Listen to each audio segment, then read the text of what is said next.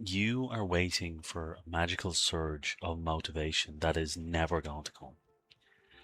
Action creates motivation, not the other way around. You tell yourself that you just need to do a bit more research. You just need to wait until after the weekend, or after this stressful project at work is over, or until you have a bit more money saved up.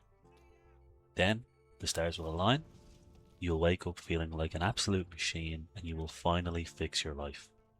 It is a complete lie. You are entirely deceiving yourself. Waiting for the right time is just a socially acceptable way to give up. We have this bizarre obsession with being perfectly prepared. We want the conditions to be absolutely flawless before we take a single step. You want to start going to the gym, but you convince yourself you can't go until you've bought the right shoes, watched 30 hours of biomechanics videos, and found the optimal workout split. You want to sort out your finances, so you tell yourself, sure, look, I'll wait until after Christmas, or after the summer holiday, or when I get that pay rise, and then I'll sit down and look at the damage. You decide you need a quiet Sunday morning, a fresh cup of coffee, and a color-coded spreadsheet before you even open your banking app. We call this perfectionism. We wear it like a badge of honor. You go into a job interview and they ask for your biggest weakness, and you say, I'm just a perfectionist. No, you're not. Perfectionism is just procrastination with a really good PR team. It is fear dressed up in a suit. You aren't delaying because you have impossibly high standards. You are delaying because you are terrified of looking stupid when you actually try. Think about how many times you've sat in the pub with your mates, nursing a drink, talking about the big things you're all going to do. I'm going to start that side hustle. I'm going to get out of this dead end job. I'm going to get in the best shape of my life. It's always in the future tense. It is always someday, but someday is not a day of the week. It is a graveyard where your 20s go to die. The harsh reality is that the right time does not exist. It never will. Adulthood is just a chaotic, never-ending mess of overlapping crises. There is always going to be a ridiculous bill to pay. The car is always going to need fixing. Work is always going to be exhausting, and someone is always going to be doing your head in. You are always going to feel a bit too tired, a bit too broke, and a bit too busy.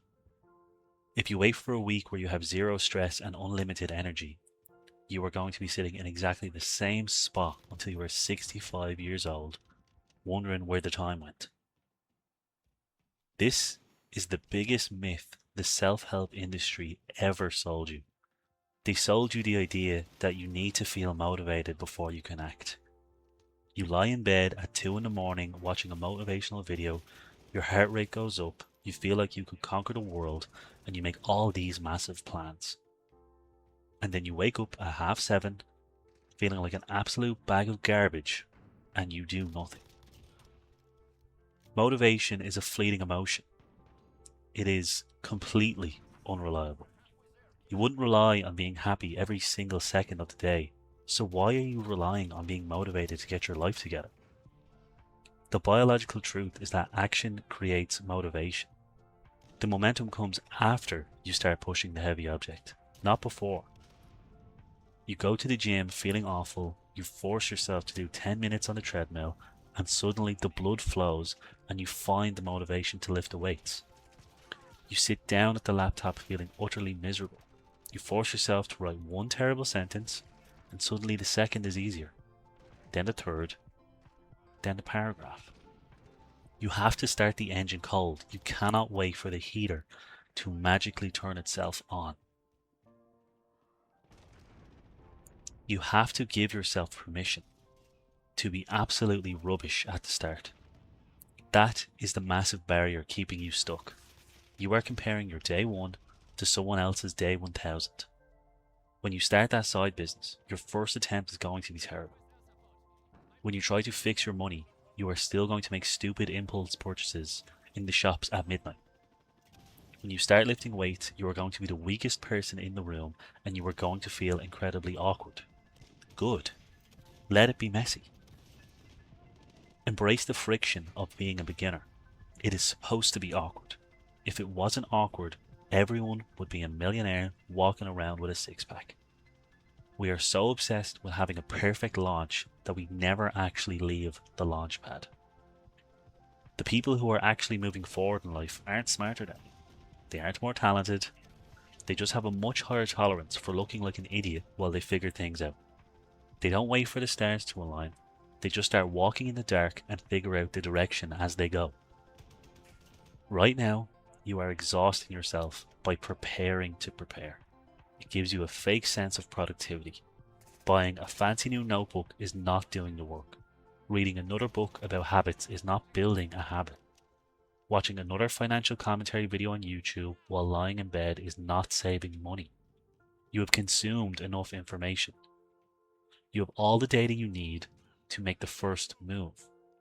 The safety net of research has become a hammock, and you are just sleeping in it. So stop waiting for the right feeling. Stop waiting for the perfect weather, the perfect mood, or the perfect bank balance. Pick the smallest, ugliest, most basic version of the thing you want to do, and just do it. Do it poorly. Do it while tired. Do it while doubting yourself entirely. Because doing something terribly is infinitely more productive than doing nothing perfectly. You have to break the illusion that tomorrow will be magically easier than today. It won't be.